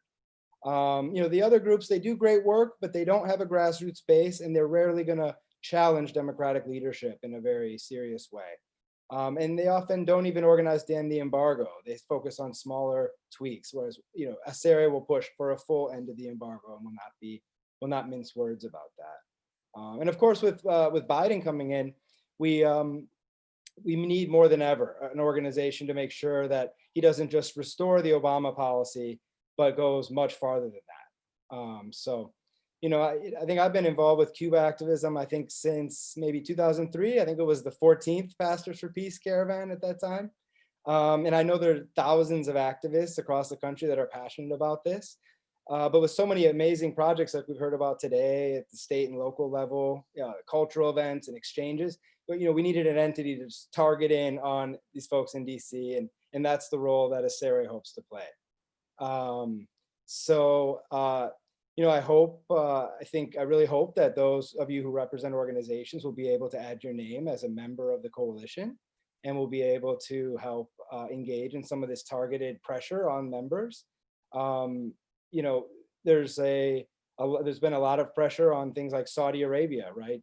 And clearly Cuba, there's no argument that Cuba is in any way, repressive, but yet we have an embargo against Cuba, and we have arms deals with Saudi Arabia. So there's a lot of opportunities there to be able to really expose the hypocrisy in this policy. I think more than ever. So I think generally we're going to push members to speak out. We're going to force members to vote. We're going to get votes on things, which often doesn't happen, and pressure the Biden administration. We'll also be doing trainings and for people who want to know how to target pressure on your members of Congress. I'm really confident that with support of all of you, that this next 2 years of this upcoming Congress we're going to see some of the biggest changes in Cuba policy, hopefully than ever before. So thank you so much. And I'm happy to, please, anyone could reach out to if they have any questions. Thanks so much. Thank you, Eric. And Bob Swartz put into the chat that they're looking forward to making significant progress with ASERE. And so obviously this speaks to the importance of the work that you're doing. And of course, one of the issues is that obviously, and this will come up in the question and answer because we're moving into that period in the question and answer in a second. And there's a lot of questions around the possibilities of what can take place under a Biden administration. That brings us to the fact that while this conference is about informing people. And so in one aspect, it's educational, giving people that information to which they can arm themselves in fighting the disinformation about Cuba and the disinformation that's used to justify the blockade. It's also about organizing people and preparing actions in 2021, or actually coming to challenge the blockade in very significant ways, if not end it, if that's a possibility. And so one of the important points here is we have a plan of action we'll be discussing tomorrow. And this plan of action includes things, for example, like targeting January 20th, when a new administration comes into being and a new Congress is sworn in, May the 21st, which is going to be the day when the United Nations votes on the Cuban resolution opposing the blockade, among other things as well. This plan of action is about fine-tuning the work of the Cuba Friendship and Solidarity Movement in the United States and in Canada, such that we can make decisive blows against the blockade in 2021. One of the key things as well that was coming up when people were talking about Cuba's incredible role, not only in containing COVID-19 on the island nation itself, but also in its incredible international medical cooperation, is the fact that the Henry Reeve Brigade, which has been at the center of sending basically bringing these medical professionals. People know about the history of the Henry Reeve Brigade when it was formed in Cuba to be sort of like the real vehicle for providing Cuban medical internationalism. It has been nominated by so many people for the Nobel Peace Prize for 2021. And this is also part of a lot of the solidarity work that is unfolding. That being said, okay, it's now time to move into the question and answer period. And I think it's important to see that obviously it's clear that the election of Joe Biden, together with Kamala Harris, has opened people, perhaps created in people's minds that there's an opportunity to at least reverse what happened in the Trump administration. So there's lots of questions around that. And so I'm going to bring those questions to everybody. But one of the first questions that was asked, and I want to deal with it first on, is a question for Ambassador Vidal, which is if she could just talk about the impact of the blockade and, of course, COVID-19 on women in Cuba.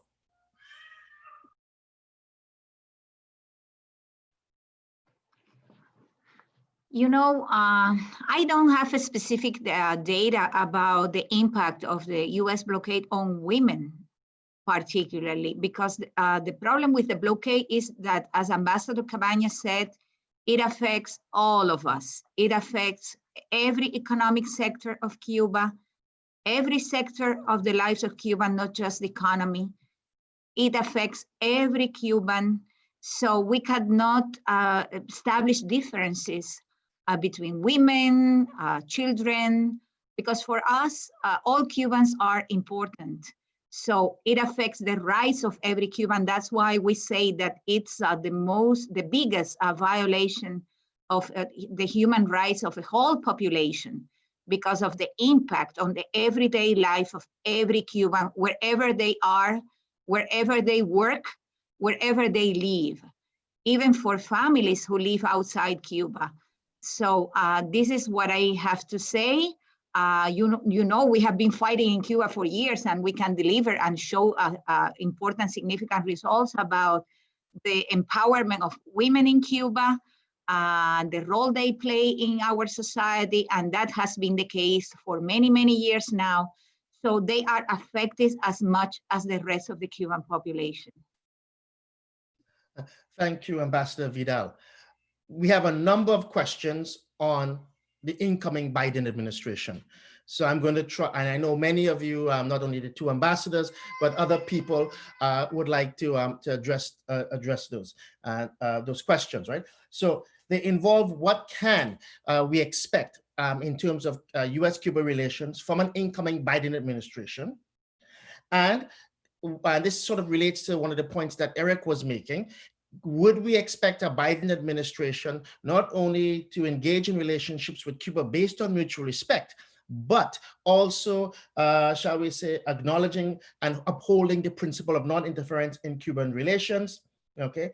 And another question related to that one as well is, what exactly would be the relationship between the Biden administration, or how would it deal with the extreme right-wing element in Miami? Okay, so those are sort of the three questions that are centered around specifically what is going to be the impact of this new administration coming in that replaces Trump. And one last question I should have mentioned, what immediately can a Biden administration do in terms of improving Cuba-US relations? So I don't know who wants to deal with those first. I know we have the two ambassadors, but I also know we have representatives from various levels of US elected politics here as well. So who would like to tackle this first? If I may. Yes, Ambassador Cabañas. Well, first, thank you for the opportunity. And by the way, Isaac, we all have been educated today. We have listened from all panelists, and we have learned many things. And we are thankful for that. Well, what to expect? I can tell you what you can expect from Cuba. And during my presentation, I said that we don't tailor our actions, refer or focus on one particular party or one particular president. We do believe in Cuba that during 2015 and 2016, we created what we can call the foundation of any future bilateral relationship. Those 22 MOUs, the many areas that we covered. I can add to that I have had the chance, and my staff at the embassy have had the chance to travel broadly in the United States to many states and many cities. I personally have visited 23 different states so far. I can tell you from Minnesota, of course, to any other, from New York as well, several times, to any other place in the United States, it's difficult to find a person that can elaborate and can to support the blockade against Cuba. If the core of any democracy is to represent the will of the people, but I have to say that any future government in the United States should represent that will, which is by large the sentiment of the American population anywhere you go. How any specific segment of the population or political groupings will have an impact or not, I don't know. You have, but I can tell you, we have met many conservative people in terms of domestic policy in the United States. And again, they support a different kind of engagement and a different kind of relationship with Cuba. If the embargo is something that long, it has lasted for 60 years, I have to say that the arguments supporting the embargo are very old and they have failed also. There is a time to build and to create a new narrative. There is a time to think about relations with Cuba from the perspective of the national interest of the United States, and many subjects are related to that. If you want to expand cooperation in the Caribbean area, simply to face the impact of climate change, or to keep the Caribbean Sea clean from oil oil spilling, or if we talk about fisheries, if we were talking until yesterday about ETA storm, it's impossible to build a forecast in the United States about any hurricane. NOAA people, they communicate on a daily basis with Cuban experts to learn from them about the data. I mean, and we can go on and on about many examples. One of the panelists mentioned, and probably more than one, they have mentioned the role of the Henry Reef Brigade and Cuba cooperation. But there is an example here in the United States that many people don't know about. Under this administration, I mean, this administration that is ending now, in 2017, we implemented a cooperation program with the city of Chicago in Illinois, with the support of the governor, the mayor at the time, Illinois University, and the Kellogg Foundation. And they had 4 Cuban experts dealing with mother mortality rates and the impact of cancer in the young Afro-American community. These Cuban experts, they didn't come with fancy equipment or knowledges that from a different university. They came simply to share Cuban expertise. It was the local authorities considered that this is important, is meaningful. By the way, they didn't get any compensation, just pocket money to do that. And I mentioned this as an example of how cooperation and solidarity can work all over.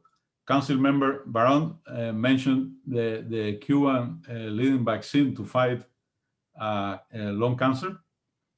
Currently, under this administration, Roswell Park Cancer Center in New York got a license for a joint venture with a Cuban center, Center for CIM in Cuba. And that cooperation is moving forward, and it will benefit many people, of course, in the United States, who are suffering now from that disease. And we could continue. If we talk about diabetes, you have roughly 70,000 amputations a year in the United States related to diabetes. In Cuba, we have a product called Heberprot P, and as we speak, we have several American companies looking to bring and to register into the United States that vaccine. In Cuba, we are preventing already 73% of the amputations related to diabetes. In the United States, you can reduce that dramatically simply by talking with Cuban and dealing with Cuban scientists. Many people in the future administration, they are knowledgeable about those facts. Now is, as Eric was saying, is about the sentiments and the willingness from political groupings and leaders to do it. From our end, we are looking forward and we are ready for that conversation to happen. Thank you. Thank you, Ambassador Cabañas. Does anyone else want to, there was a lot caught up in those questions covering a lot of areas. And does anybody else would like to say? Ambassador Vidal? Yes, if I may follow up on what Ambassador Cabañas said. I'm sure that many of the friends and those interested in Cuba who are connected now with this virtual conference know that President-elect Biden, and even I think Kamala Harris too, they made some statements during the campaign about their willingness to take back the relationship with Cuba to the point where President Obama left it. We have no reason to put into question this public statement that was made during the campaign. In any case, we believe that President-elect Biden and his entourage, they must know that the blockade is the main obstacle for advancing in a sustainable relationship and to developing a sustainable relationship between between Cuba and the United States, as was the case under President Obama. We remember very well that in spite of the fact that some of the ways in which the blockade was implemented at that time were flexibilized by President Obama, the blockade always appeared as the main obstacle to advance further in what we wish to do at that time. So this is a reality, and this has to be taken into consideration if we are thinking about any possibility in the future of advancing towards a more sustainable relationship between Cuba and the United States. Now the situation is even more complicated than 4, 5, 8, 10 years ago because of the extremes to which the blockade has been tightened by the Trump administration, has been tightened to unprecedented levels, even in the midst of the pandemic, which has been very cruel, by the way. But in any case, as Ambassador Cabañas said, Cuba has experience in working together with the United States whenever there has been the political will to advance in a constructive relationship with respect with respect for each of us and with respect to our differences that exist and that will always exist. But we believe that it's possible to advance in a more robust, constructive relationship based on this respect, identifying the problems that we can, in which we can work together to solve them, and at the same time identifying areas where we can work together for our mutual benefits and for the benefit of Cuba, the United States, and the Cuban people and the American people. Thank you. Thank you, Ambassador Vidal. Senator Pappas. Thank you. I don't want to repeat what Ambassador Vidal and Gabala said, but I do feel like we do have an opportunity again. President-elect Biden was in the Obama administration, so we don't have to like educate him about what efforts were made during those 8 years to normalize relations. We still have the arguments of national interest and self-interest. I thought Ambassador, we always talked about agricultural sales in Minnesota, but I think the issue around climate and the hurricanes is a very important issue. Should be very important to southeastern the US. I do think that we will see the reversal of Trump policies. Biden has talked about that consistently, and we have to remind him of those negative policies against Cuba that were an incredible amount that happened during the Trump regime, and why we call some organizations regimes and some administrations. I think that we should be careful with using that word regime when we're referring to another country. It's called mutual respect. As was mentioned, ultimately Congress blocking this, and we have important elections going on in Georgia that I think the blockade will continue if it's something that Congress needs to remove, as long as we have Republican control of the Senate. And that's unfortunate that it's become so partisan. In terms of the inner circle, someone in the chat mentioned that Senator Amy Klobuchar was a Minnesota senator under consideration possibly for a position in the Biden administration, possibly still remaining in the Senate, though, to play a very important role. And I have talked to her in the past. She is very supportive of Cuba. I don't know if she's gone so far as to make a statement against the blockade. Someone else may remember that from our Cuba groups in Minnesota. But certainly that can be pursued with her, as well as Senator Smith and our members of Congress, to make sure that at least the Democrats are on board. So, thank you. Thank you, Senator Pappas. Is there anyone else who wants to? I see Council Member Barron. Yes, thank you so much. I think we cannot be lulled into a state of thinking, well, we now have a new person sitting in the White House and things are going to be great. We've got to keep the pressure on. We cannot relax. The young people have an expression, stay woke. We've got to stay in the streets, stay mobilizing, making our alliances with other groups to keep the pressure on, reaching out to the individual council members or representatives in your area to let them know this is what you want to see, because this is still the United States government. It's not an individual sitting in a particular office, in the Oval Office, the White House, the executive office, that really controls all the decisions that are made. We know that the Joint Chiefs of Staffs and all those other people have major influence. And we know that this is a country that's always looking to dominate smaller countries.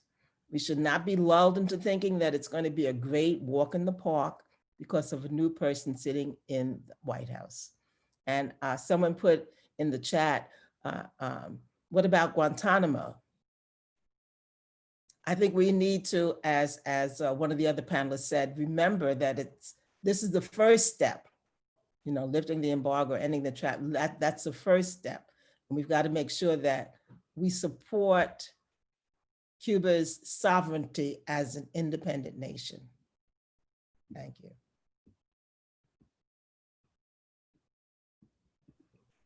Thank you, Council Member Barron. Is there anybody else who wants to shall we say, have the input on this very important question? This is, I think, the question that's probably most foremost in the minds of everybody in the Cuba Friendship Solidarity Organization is, what directly and what immediate impact can the Biden administration, once it's sworn in, have on Cuba-US relations. One question actually said, what specifically can we do to make sure we can actually influence the Biden administration? I think these resolutions that are coming out, numerous resolutions, and somebody had mentioned in the chat, where can we get a list of these resolutions? And John Waller, who is a member of the organizing committee of this whole conference, put a link to where you can collect those resolutions. People have asked for a copy of the resolution that you, Council Member Barron, are actually introducing, and so on. And so we're trying to collect all of these resolutions because, at a certain point, there's the belief that quantity translates into a new quality, that it will actually reach a certain critical mass. So there's also questions, for example, very specific questions on why is Zoom refusing to pursue a license to operate in Cuba while you have things like Google, Facebook, and AT&T. And of course, one of the questions as well is Western Union at one point had said it would no longer provide services to Cuba. And so some persons asked, were the Western Union offices in Cuba suspended?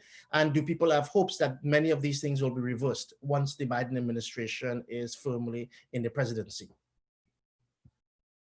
So anybody wish to tackle that? Eric? Well, I was going to give some just broader overlook from where I sit here in DC, if that's okay. On your comment about how to use all these amazing resolutions and all this incredible local activism, I think you're absolutely right. That can be used to very easily translate into pressuring members of Congress into taking a strong position. And the goal of ACERE, and in part my role in it, is that I suffered through being a congressional staffer so that none of you have to. But it gives me a lot of insights into how to engage in that system and how to work in that system. And so I'm happy, ACERE, anytime that anyone, we'll be conducting trainings and we can help really get it down to, the nuts and bolts of how you really pressure and lock in a member of Congress into our position. I do think the Biden administration is going to need very significant pressure. I know they've made good statements, but they have not made it, to my knowledge, any real commitment that we could trust yet. So I think the pressure needs to remain on. And so I think, but ACERE actually wrote a letter drafted by many of our amazing activists, including Natasha Bannon, who's a past president of NLG, and Medea Benjamin, and attorney Jose Pertierra and others wrote an amazing letter sent to President Biden on the things he can do. So I can share that with folks who are interested in seeing it. And of course, there's a huge range of executive orders. So much of what Trump has done has been through executive orders. So almost all of those could be rolled back.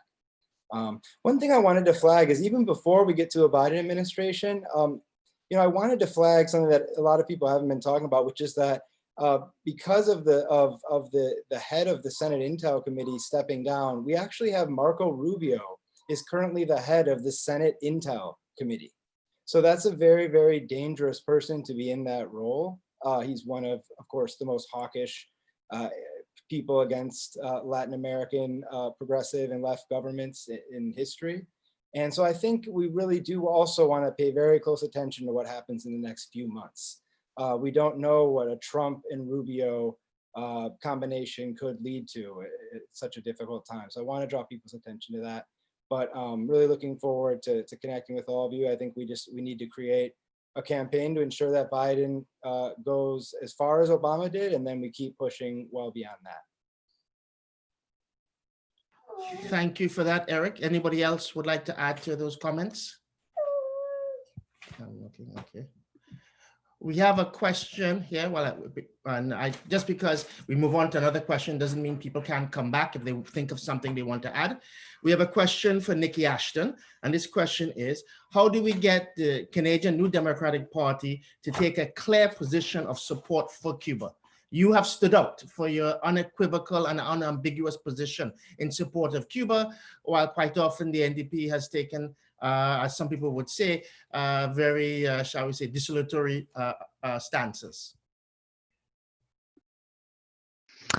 Yes, thank you for that question. Obviously, I appreciate that most of the focus of this seminar is on or webinar is on the U.S. But I think similar messages apply here. The NDP, our party, and just for American folks to know, is the left-wing party in Canada. Thankfully, we have more options than just the Democrats and the Republicans, like in your country. I know there are other options, but all to say, many of us here are proud to be part of a movement that has a progressive movement that has deep roots in solidarity with Cuba. And I think of colleagues such as Sven Robinson, former leaders of our party who've been very active on this issue.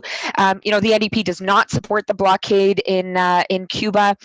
We have been outspoken in the past on many instances, but I appreciate the point that we need to continue to be so, and particularly recognizing the historic moment that we are in, where there is a new U.S. administration. Whereas many of you have pointed out, nobody can be complacent. That this is the time for grassroots organizing, for progressive activism to make sure that ending the blockade is on the agenda, and that's something that we need to look at here in our own country, turning up the pressure, and ensuring that and the left-wing party like the NDP is reminded of that as well. For me, it's been very important to be outspoken, not just on Cuba, but on other countries where, as I mentioned, Canada has been taking reactionary approaches, such as Venezuela and Bolivia,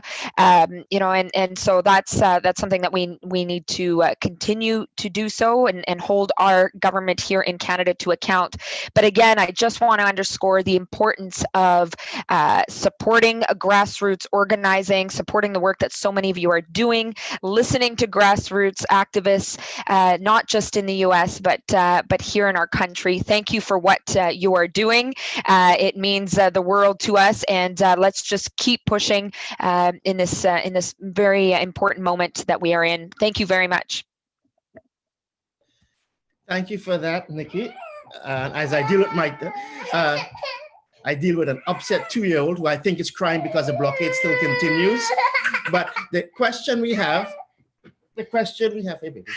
Okay. The question we have is that I know the Ambassador Cabanas' presentation listed that there's so many, dozens, over 200 different measures that the Trump administration has actually taken. And in my conversations with Ambassador Vidal a few days ago and others as well, we were talking about listing those measures themselves. So there's a question specifically about what specific measures have most affected Cuba that have been implemented by the Trump regime, that perhaps the Biden administration could immediately and effectively roll back. Well, if I may, probably a good source of information that was mentioned already is the Cuban report supporting our request to vote again on the resolution against the blockade in United Nations. I have here with me some of those measures. I don't think now we are in a position to list which of them has a larger impact on Cuba, but people get some feeling that those executive measures related to travel and remittances will be changed sooner than later. We don't know, of course. But those many new measures put forward by Trump administration, they have affected the whole Cuban reality. Probably one of those that has had a more direct impact is the one against vessels and companies that bring oil to the island, because it's about power, electricity, everything. It's difficult to run a country these days without oil or other sources of energy. But if you go after every fine, every action taken against foreign banks, well, it's to cut trade. It's about food. It's about medicine. It was mentioned already, a lady who passed away in Cuba because lacking medicines to fight diabetes. Well, I don't know, again, that if we have to be in a position to list which have the largest impact. By the way, on the report, we provide an amount of money. This year, for the first time, the embargo cost Cuba more than $5 billion. It's the first time in 60 years that the impact, and without taking into consideration the impact specifically on COVID. I mean, that's not taking that into consideration. But if we do consider probably how many more life we could have been able to save under COVID if we wouldn't have the blockade. I will certainly suggest anybody, people who are asking questions on these details, to go online to our report this year that our minister presented to the media in Havana a few days ago. It's well detailed, and most of all these measures, these sanctions, new steps are listed on the report. Thank you. Thank you, Ambassador Cabañas. I mean, most of the questions are focused on the Biden administration, and building solidarity both in Canada and the United States to fight the blockade. We're coming towards the end of the 2 hours. So unfortunately, all good things must come to an end because, we can't go on forever. And so some of the, many of the questions, for example, around in the question of not only how do we ensure the Biden administration actually takes effective measures against the U.S. economic blockade of Cuba, particularly against the various measures by the Trump regime that were implemented, but how do we ensure that, for example, Cuba moves to the top of the agenda, right? Because the Biden administration is wrestling with so many different things, right? So that being said, we can't tackle all of these questions that have been asked in the question and answer, in the question, shall we say, that's come through us through the question function of the Zoom, as well as in the chat. And so perhaps what we can do as we wind up, I think what has been a very productive and educational opening session for the conference, is to hear final comments from every person on the panel. And perhaps they can address some of those fundamental issues and some of those questions that I may not have been able to ask you that you may have seen in the chat and in the question section.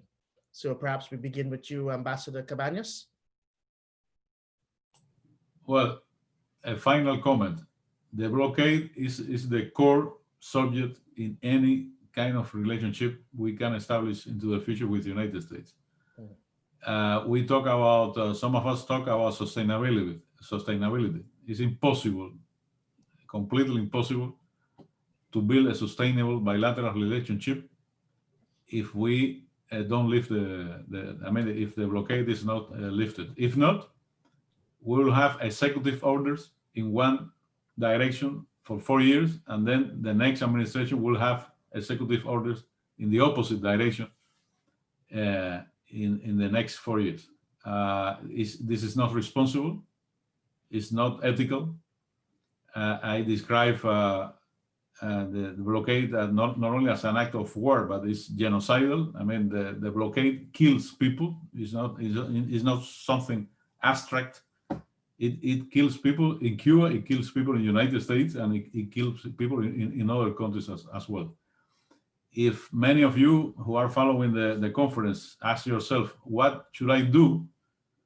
Simply tell your truth. I mean, those of you who have visited Cuba, some of you who have learned more about Cuba, some of you who are in contact with the Cuban counterpart, tell others what you consider is fair, and tell basically the people who represent you and the people who should represent you, and they are not, what you feel about the blockade and how we should move forward. And once again, thank you very much for organizing the conference. Thank you for inviting us. And my respect to all the organizers and the panelists and the public, of course. Thank you. Thank you for your words, Ambassador Cabañas, and thank you for always participating in these conferences. And as I always tell Ambassador Vidal, thank you for Cuba's example to the world. Ambassador Vidal, your final comments? Yes, thank you so much for organizing an excellent discussion today. Thank you for your friendship, for your solidarity, for always standing by the side of Cuba and with the Cuban people. I'm sure that with the support of so many friends in Canada and in the United States and in the rest of the world, and with the broad support of the international community, one day, sooner than later, we will give a final blow to the blockade and we will defeat it. Because as Ambassador Cabañas said, and I also referred to that too, the blockade not only harms Cuba and the entire Cuban people and the Cuban family, and is the main obstacle to the development of the Cuban economy to its full potential, but also because it affects Cuba's normal ties with the world. It affects the interests of the American people and of the United States itself, and stands as the fundamental impediment so that in the future, there may be sustainable relations between our country and the United States. Thank you so much, dear friend. Thank you. Thank you so much, Ambassador Vidal. And once again, I echo those words. Thank you for your continual participation, and thank you for Cuba's example to the world. Nikki Ashton, a representative of the Canadian Parliament. Thank you, Isaac, and thank you so much to all of the presenters. It's been an honor. It's been an inspiration. Thank you so much to the participants. Your work keeps all of us going. We've heard today that this is a critical time, the time to be looking to you and to so many other progressive activists to put on the agenda in the United States an end to the blockade. We in Canada have a role to play in pushing our own government and also working with you in solidarity. Let's learn from Cuba that has done an extraordinary job despite and in the face of so many challenges, including the deadly blockade, but yet has managed to keep its people safe. We have so much to learn. Let's bring that message here to our own countries, to our own communities, and push our governments to take the action we need them to take. Today, we've heard a message of hope, a message of solidarity, and a message of justice. Let's keep going. Hasta la victoria siempre. Thank you so much. Thank you so much, Nikki Ashton. And Senator Pappas, your final comments? From me as well, thank you for holding this conference and the focus on removing the blockade. I apologize. I live downtown St. Paul and there's constantly sirens going on, if you can hear it. Based on what the Ambassador Cabañas and Vidal said, and my own thoughts, there's no guarantee that if Democrats control the Senate, that they'll lift the blockade. But if it's Congress that needs to act, that's our best path forward. We must win those 2 seats in Georgia. That would give the Minnesota Senate a 50-50 tie, which the Vice President Harris would break on behalf of the Democrats. I really don't see any hope from getting support from Republicans. The nation is too polarized, and especially with a lot of the anti-socialist kind of propaganda that was going on during the last election, I think that will just continue. So to all of you, if there's anyone joining us from Georgia, or to any of you who have any energy left whatsoever, this battle does not end with just the defeat of the Trump regime. It continues with into the future with a very divided Congress. And so I would just thank you for all your efforts that you've done for many decades, and just keep up the good work. Thank you. Thank you, Senator Pappas. And Council Member Barron, please, your final comments. Thank you so much. I just want to commend the organizers of this conference, and I want to commend also all of those who participated across the world. It is in fact an international conference, and the ideas that I've seen and suggestions and comments in the chat have let me know that people really are informed on this issue. And I would just suggest to people that we reach out and try to bring others into the understanding that we have. Our groups are great, and the people that we know that are working on this issue are very much a part of so-called the choir. So I would just say that we perhaps can think about how to reach out and inform someone who really doesn't have any information at all about what's going on, doesn't understand the history of how the blockade started and the intent of the blockade when it was started, the embargo and its impact on people. So perhaps reach out and share that with someone who's not as informed as those of us who are here or at a different level of understanding. And I again want to commend all of my colleagues in government that are here. And again, thanks to those who asked me to speak on this panel today. And I also send, again, supportive comments from my husband, Assemblymember Charles Barron. Thank you. Thank you, Council Member Barron. Truly appreciated. And last but never least, Eric Sperlin, who represents what I think is a very important grassroots initiative. Well, thank you so much. And it's just such an incredible honor to be on this panel with such distinguished officials and activists. You know, it's really, really an honor. And thanks so much to all the incredible activists on this call. I mean, what an incredible movement to have this kind of turnout, just amazing. So my final thoughts are that I really think the stars are aligning in the next 2 years, for the next 2 years to be the best years of US-Cuba policy, perhaps since the embargo was put in place, since the blockade was put in place. We have a new generation of left-wing anti-imperialist members of Congress, AOC, Ilhan, Rashida, we have Jamal Bowman, Cori Bush. These are actual left-wing, truly left-wing members of Congress, which we haven't always had. We have conservatives in Congress who support freedom of travel on constitutional grounds. We have farm state representatives who support trade because they want to sell products to Cuba. And two of the most terrible South Florida Dems lost their election. That's actually good for us because when Nancy Pelosi comes in and says, we need to protect our members in South Florida, well, now she won't be able to say that because they lost. And so it's sad to lose Democrats in many ways, but I think for Cuba policy, it's going to be a good thing. So I think the stars are aligned. You know, we have this Cuba solidarity movement is incredible, you know, thousands of brilliant and dedicated, experienced activists. So I think if we really give it our all and really combine efforts and hit Biden, hit Congress, we might really surprise ourselves what we can get done in the next 2 years. Thanks so much. Thank you, Eric. And this brings us to an end of a very rich exchange, a very rich opening session to our conference. And I would encourage people to participate in the other sessions. Cheryl Labosch, the other co-chair of this session, is going to share announcements, and particularly about the conference, but other upcoming things that are taking place.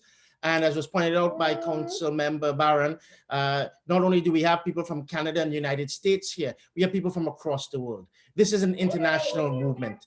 In many ways, Cuba is the powerful light for humanity's progress. And of course, the incomparable fight against the COVID pandemic internationally demonstrates what Cuba can offer to the world, what it can particularly at this time offer to the people of the United States and Canada. It can save lives because it offers an example that a better world is possible. Cheryl, I turn it over to you, and thank you all for participating. It's been an honor and a pleasure to co-chair this first session. Thank you so much, Isaac, and Asha. Our third co-chair there. Last night we had this tremendous concert, and today this panel that really shows the history and also what can be done across the country. There's more to come. This evening at 4 p.m. Pacific time, 7 p.m. Eastern time, we're going to have the second session that's going to focus on saving lives and the Saving Lives campaign. The COVID crisis, as people who look at the headlines know, or live in our communities know, is just rampant. It's unchecked and it's unnecessary that people are dying. The second wave is worse than the first, and the first one like devastated Detroit to the point where we have a regular end of August commemoration and memorial of the people who died unnecessarily here, primarily people of African descent. And now it's sweeping us again. The Saving Lives campaign has been focused on that. And a lot of the new resolutions have mentioned and actually asked concretely for medical collaboration in their city. It's not just a general thing. It's calling on health departments to really go forward using the examples like Chicago that Ambassador Cabañas described, where Cuban doctors were actually able to come into Chicago to, work with people in Chicago to help reduce infant mortality and maternal and infant deaths, primarily in African-American communities. So please tune in 7 p.m. Eastern tonight, 4 p.m. Pacific for the Saving Lives campaign. Find out more about what you can do. And then tomorrow, again, at 2 p.m., 11 a.m. Pacific, 2 p.m. Eastern, is the final 3-hour session, which will have Cubans who live in the United States speaking. It'll have a panel on travel. It'll have a panel on broadening our movement so we can really position ourselves in the coming period to be able to do what Eric Sperlin was saying, to consolidate our forces and really hit the blockade hard. If we do it, we can win. Let's make 2021 the year to end the blockade.